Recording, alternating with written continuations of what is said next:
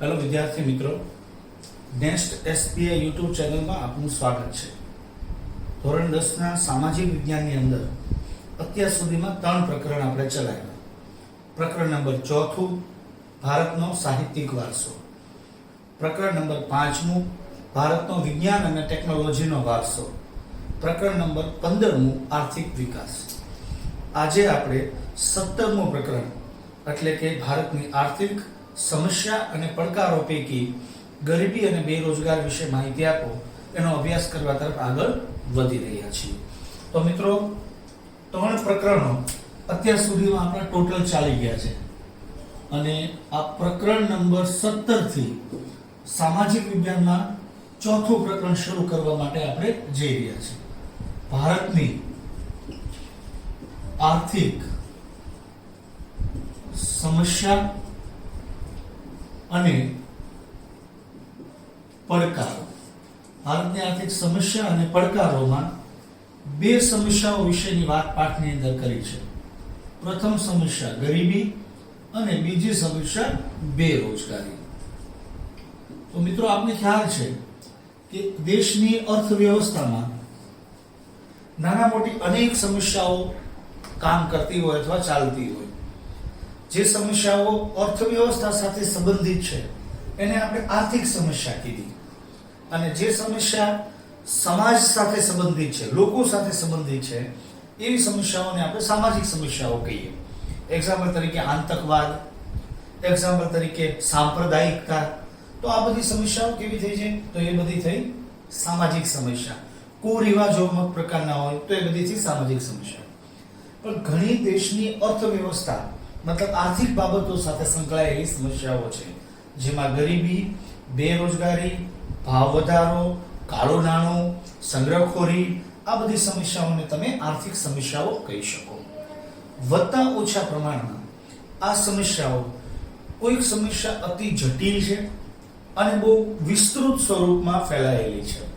દાખલા તરીકે ગરીબી અને બેરોજગારીની સમસ્યા જે આ પાઠમાં આપણે અભ્યાસ કરશું, એ મિત્રો ભારત દેશની અંદર બહુ વધારે પડતા વ્યાપ ધરાવે છે અને દેશના અર્થતંત્રને અંદર સૌથી વધુ મુશ્કેલી સર્જતી સમસ્યાઓ પૈકીની એક સમસ્યા કહીએ કે જ્યારે ઘણી સમસ્યા છે એ ખૂબ નાની હોય અને ખૂબ ટૂંકા ગાળા માટે હોય અને એ દેશની અર્થવ્યવસ્થાને આટલી બધી બહુ મોટી અસર પેદા કરતી નથી. તો મિત્રો, પાઠની અંદર મતલબ પ્રકરણ નંબર 17 ની અંદર આવી જ 2 સમસ્યાઓ વિશેની વાત અહીંયા આપણે કરી છે, જેમાંની એક છે ગરીબી અને બીજી છે બેરોજગારી.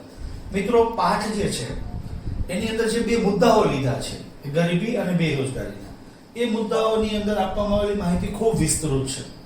આમ ગણીએ તો આ બંને મુદ્દા 11-12 કોમર્સના ઇકોનોમિક્સ જે સબ્જેક્ટ છે એને રિલેટેડ આ મુદ્દા છે.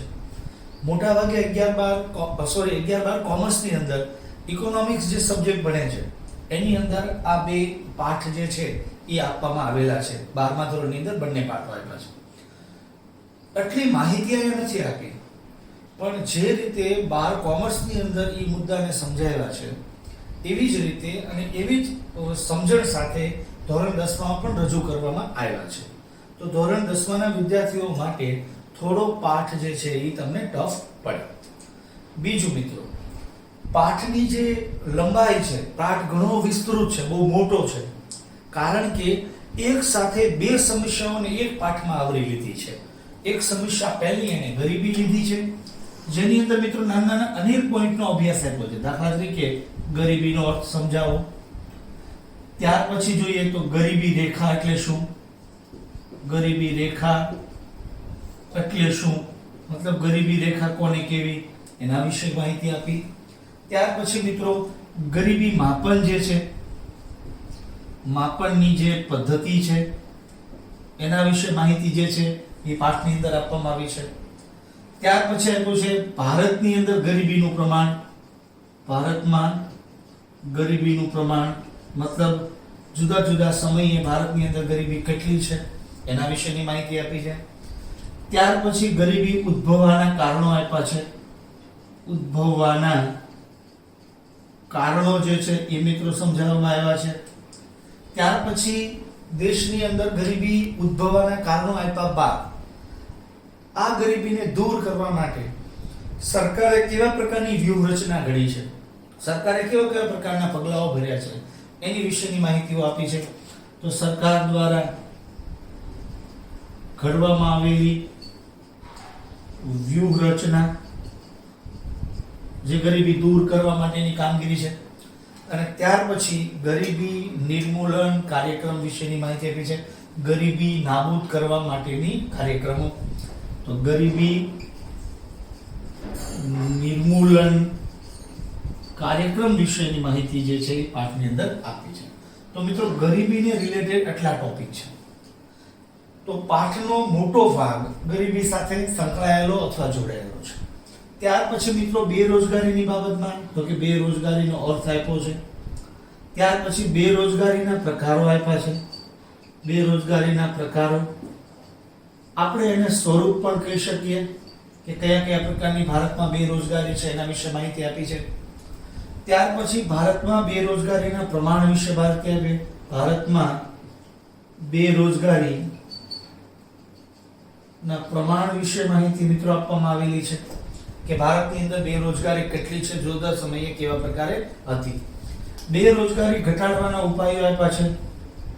ઘટાડવાના ઉપાયો આપ્યા છે. ત્યાર પછી આપ્યું છે વિશ્વ શ્રમ બજાર. શ્રમ બજાર. તો આ પ્રકારની સમજૂતી છે એ બેરોજગારી વિશે આપી છે. તો મિત્રો આ બધાય પોઈન્ટ્સ તમે લેશો તો પાઠ ઘણો લાંબો થઈ જશે. એટલે પાઠની લંબાઈ ખૂબ છે, પાઠ ખૂબ મોટો છે. બધાય પોઈન્ટને બહુ વિસ્તૃતતા સાથે જોવાના છે. મિત્રો આ પાઠમાંથી બોર્ડની બ્લુપ્રિન્ટ પ્રમાણે અત્યારે 4 માર્કનો ગુણભાર છે. ગુણભાર કેટલો છે? 4 માર્કનો. અને બોર્ડની જે બ્લુપ્રિન્ટ છે એ બ્લુપ્રિન્ટમાં એવું કહેવામાં આવ્યું છે કે એક VLQ જે 4 ગુણનો છે એ પરીક્ષાની અંદર પૂછવાનો રહેશે. એટલે આમ જોઈએ તો બ્લુપ્રિન્ટની અંદર એક પ્રશ્ન જે છે એ મોટો વિસ્તૃત પૂછાશે, જેને સવિસ્તાર ઉત્તર આપણે કહીએ. મિત્રો માર્ચ 2020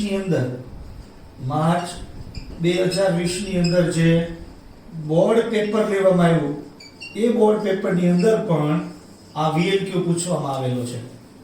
એક VLQ પૂછ્યો છે જેનો માર્ક આપ્યા છે 4. તો ગુણભાર પાઠનો છે 4 ગુણ અને પૂછવામાં આવ્યો છે પ્રશ્ન 4 માર્કનો એક ક્વેશ્ચન. મિત્રો બ્લુપ્રિન્ટની બહાર પેપર જઈ શકે એટલે પહેલા બોર્ડે આપેલી બ્લુપ્રિન્ટના આધારે પાઠની અંદરના જેટલા 4 માર્કના ક્વેશ્ચન છે એ આપણે કરવાના છે.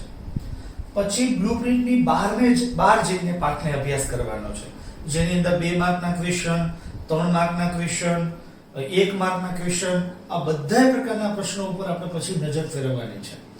એટલે સાવ બ્લુપ્રિન્ટને ઇગ્નોર નથી કરવાની અને બ્લુપ્રિન્ટના આધારે પછી મહેનત નથી કરવાની. બધાય સંજોગોને, પરિસ્થિતિને ધ્યાનમાં લઈને કામ કરવાનું છે. પહેલું કામ છે બ્લુપ્રિન્ટના આધારે VLQ અભ્યાસ કરી લેવાનો.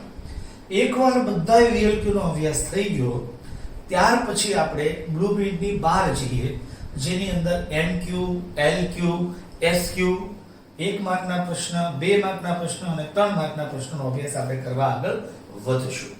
તો મિત્રો સૌથી પહેલા પાઠની અંદર આપણે 17મો પાઠ શરૂ કરશું. દેશની 2 આર્થિક સમસ્યાઓનો જોશું અભ્યાસ, ગરીબી અને બેરોજગારી. ગરીબીના કેટલા પોઈન્ટ્સ જોશું. જો ખાસ કરીને જોઈએ તો મિત્રો 2, 4, 6 અને 7 પોઈન્ટ છે જે ગરીબીની અંદર આપણે અભ્યાસ કરશું. બેરોજગારીની અંદર આપણે કેટલા પોઈન્ટ્સ જોશું? 5 પોઈન્ટ્સ. તો 7 ને 5 12 એવા મોટા પોઈન્ટનો વિસ્તૃત પ્રશ્નનો અભ્યાસ છે મિત્રો અહીંયા કરવાનો આપણે આવશે. એટલે પાઠ ઘણો મોટો બને છે. પાઠ શરૂ કરતા પહેલા મેં તમને સમજૂતી આપી કે આ પાઠનો ગુણભાર કેટલો છે? 4 માર્ક્સનો. તો મિત્રો 4 માર્ક્સનો VLQ જે છે એ બ્લુપ્રિન્ટ એવું કહે છે કે પૂછાશે. તો હવે 4 માર્કનો એક જ પ્રશ્ન પૂછાય તો પાઠમાં કંઈ પૂછવાનું બાકી રહેતું નથી, કારણ કે ગુણભાર 4 છે અને 4 માર્કનો એક ક્વેશ્ચન પૂછી લે એટલે પાઠનું બીજી કોઈ વસ્તુ પૂછે નહીં. પણ આ થઈ બ્લુપ્રિન્ટ વિશેની સમજણ. આ ઉપરાંત બ્લુપ્રિન્ટની બહાર જઈને પાઠની નાની બધી વસ્તુનો અભ્યાસ છે એ આપણે કરવો જરૂરી અને આવશ્યક છે એવું મિત્રો આપણે કહી શકીએ છીએ. તો ખાસ જોજો. પાઠ બિલકુલ અઘરો નથી, પાઠ સરળ છે, પણ પાઠ લાંબો છે. તમે એક મુદ્દો પાકો કરીને આગળ વધશો ત્યાં બીજો પ્રશ્ન પાકો કરીને આગળ વધશો ત્યાં ત્રીજો એનાથી મોટો ક્વેશ્ચન આવશે. એક ક્વેશ્ચન પૂરો કરશો ત્યાં ચોથો એનાથી મોટો ક્વેશ્ચન આવશે. તો એ રીતે તમને વધારે મુશ્કેલીઓ સર્જે. બાકી પાઠમાં કોઈ વસ્તુ અઘરી નથી કે જે તમને સમજાય નહીં, તમને ન આવડે એવી કોઈ ઘટના મિત્રો અહીં બનવાની નથી. એક મુદ્દા એક બાબત તમને આવડશે, પણ પ્રશ્નો મોટા હશે, વિસ્તૃત હશે, એ ખાસ જોજો. નંબર 2, ગરીબી અને બેરોજગારી બંને પોઈન્ટ એકબીજા સાથે સંબંધિત છે, પણ એક વસ્તુ યાદ રાખવી કે બંને પોઈન્ટ્સની અંદર આપેલી જે સમજણ છે એ બંને મુદ્દા અલગ છે. એક મુદ્દાને બીજા મુદ્દા સાથે એવું ખાસો કોઈ પાઠમાં સંબંધ નથી. મતલબ ગરીબીનો એક ક્વેશ્ચન લઈએ અને એ ક્વેશ્ચન બેરોજગારી સાથે અને બેરોજગારીની અંદર જે આવતો હોય એવું બહુ ઓછું બને છે. એક જ એવો પ્રશ્ન છે જેમાં થોડી સમજણ બંને પક્ષે જરૂરી છે. કઈ રીતે? તો સરકાર ગરીબીને દૂર કરવા માટેની જે વ્યૂહરચના ઘડી છે, સરકારે ગરીબી નાબૂદ કરવા માટેનો જે કાર્યક્રમ બનાવ્યો છે, આ વ્યૂહરચના અને કાર્યક્રમની અંદર આવતા અમુક મુદ્દાઓ સીધા ગરીબી ઘટાડવાના ઉપાય તરીકે પણ જોવામાં આવે છે. તો એવું કહી શકાય કે આ બે પોઈન્ટને બેરોજગારી ઘટાડવાના ઉપાય સાથે સંબંધ છે. આ બે પોઈન્ટ થોડા ઘણા અંશે સંબંધિત છે. અન્ય બીજી કોઈ વસ્તુ કોઈ બીજે પરિબળો ઉપર આધાર રાખતી નથી. તો ખાસ અહીં જોવાનું છે તમારે. આ મેં બ્રીફિંગ કરી દીધું પાઠ શરૂ કરતા પહેલા કે પાઠની અંદર કયા મુદ્દા વિશે આપણે અભ્યાસ કરશું. હવે સૌપ્રથમ આપણે ગરીબી ટોપિક શરૂ કરીએ અને ગરીબીની અંદર સૌપ્રથમ એના અર્થ વિશેના અભ્યાસ કરવા તરફ આગળ આપણે વધીએ. તો સૌપ્રથમ ગરીબીનો અર્થ આપો. ગરીબીના અર્થ વિશે માહિતી આપો.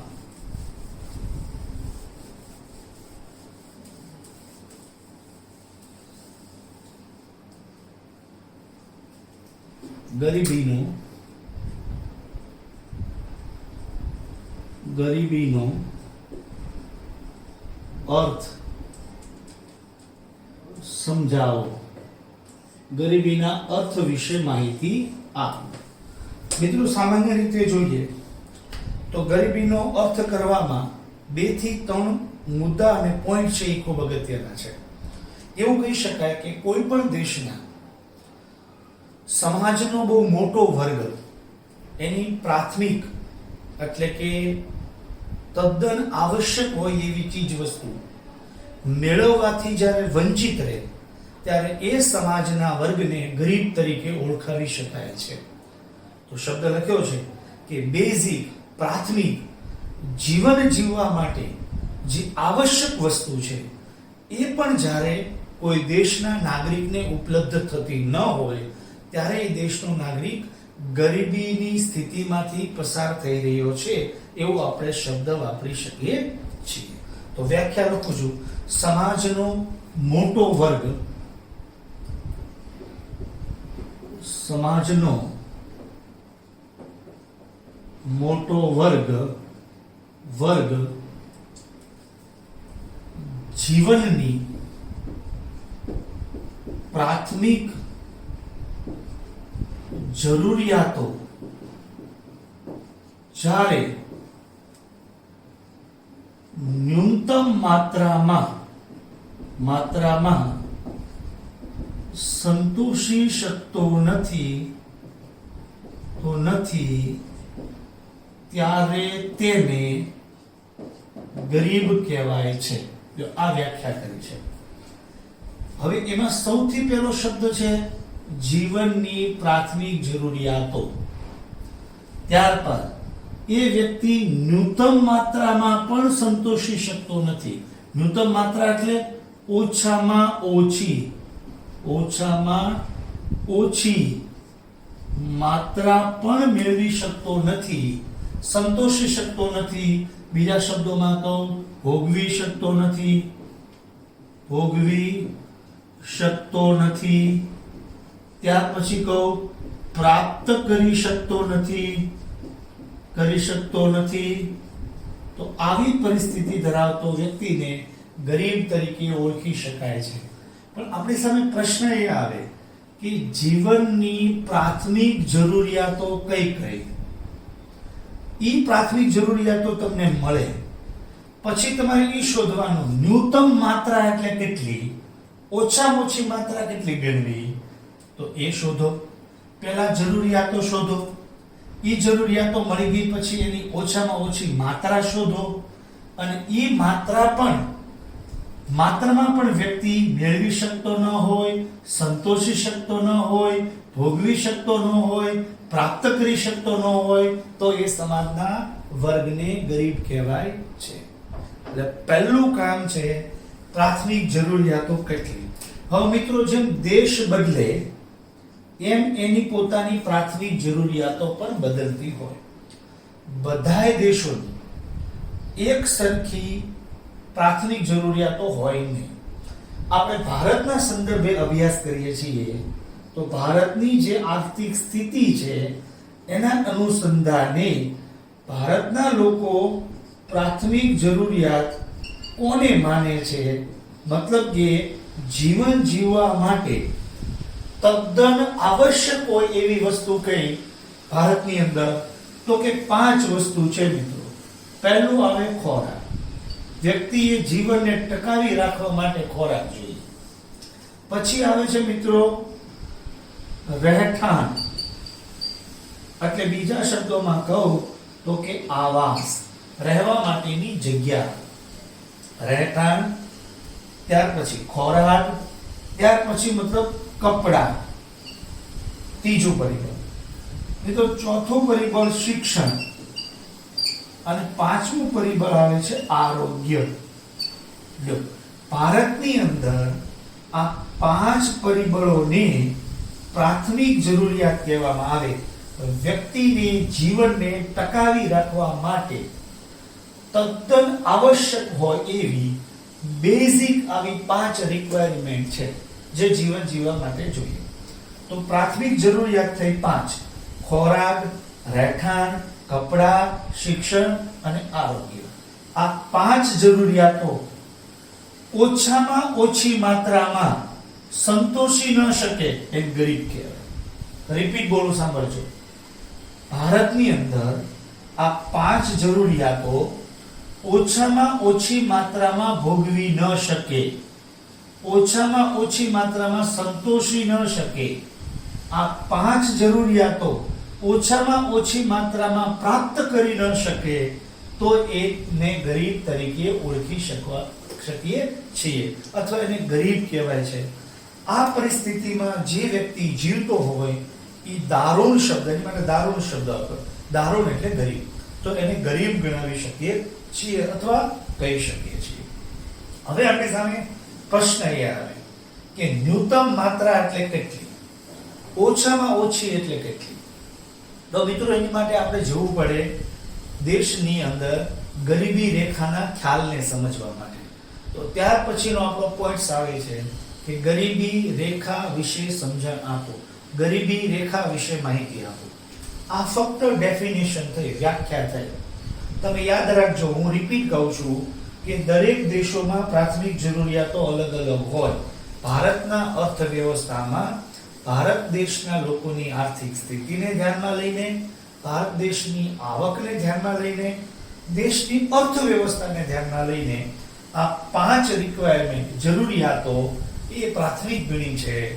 વિશ્વનો સૌથી વધુ ગરીબ દેશ કયો કોઈ, નાઇજર કયો, કેન્યા કયો, એવા કોઈ પણ દેશ તમે લેશો જે અત્યંત ગરીબ હોય. આફ્રિકાના ઘણા બધા દેશો ગરીબ છે. તો એની અંદર એવું જરૂરી નથી કે આ 5 જ જરૂરિયાતો બેઝિક હોય. એની અંદર ખોરાક, રહેઠાણ અને કપડાં જ સૌથી વધુ સારી, આવશ્યક અને જરૂરિયાત વસ્તુ કહેવાતી હોય. શિક્ષણ અને આરોગ્યને હજી મહત્વ ન દીધું હોય, એટલા એ લોકો ગરીબ હોય. જ્યારે અમેરિકા જેવો દેશ ઉપર તમે જશો તો પ્રાથમિક જરૂરિયાતો આ 5 જ ન હોય, એનાથી પણ ઘણી વધુ હોય. દાખલા તરીકે સંચાર, દાખલા તરીકે જોઈએ તો પરિવહન, ત્યાર પછી જોઈએ તો પરિવહન, સંચાર, એ બે વસ્તુ છે. પછી વીજળી, બરાબર છે. ત્યાર પછી પ્રવાસ, પર્યટન, ત્યાર પછી મનોરંજન. તો એની પ્રાથમિક જરૂરિયાતો છે એ 5 કરતા વધુ હોઈ શકે, કારણ કે એ દેશ આર્થિક રીતે વધુ સક્ષમ અને સમર્થ છે, તો એની જરૂરિયાતો પણ વધુ છે અને સૌથી મોટી માત્રામાં છે એવો આપણે શબ્દ વાપરી શકીએ. તો ભારત દેશના સંદર્ભે 5 જરૂરિયાતો લીધી છે. વિશ્વના અન્ય દેશો જ્યારે જોશો, કોઈ પ્રદેશ બદલશે, કોઈ વિસ્તાર બદલશે, કોઈ ક્ષેત્ર બદલશે અથવા કોઈ દેશ બદલશે, તો ગરીબી રેખાની અને ગરીબીના અર્થની અંદર પ્રાથમિક જરૂરિયાતોમાં પણ બદલાવ આવશે. આ એક બાબત ખાસ તમે જોજો. તો અહીંયા અર્થ આપણે ભણ્યા, અર્થ વિશેની માહિતી લીધી. બીજો પોઈન્ટ આપણો આવે છે ભારતની ગરીબી રેખા વિશે માહિતી આપો. ભારતની ગરીબી રેખા વિશે સમજાવો.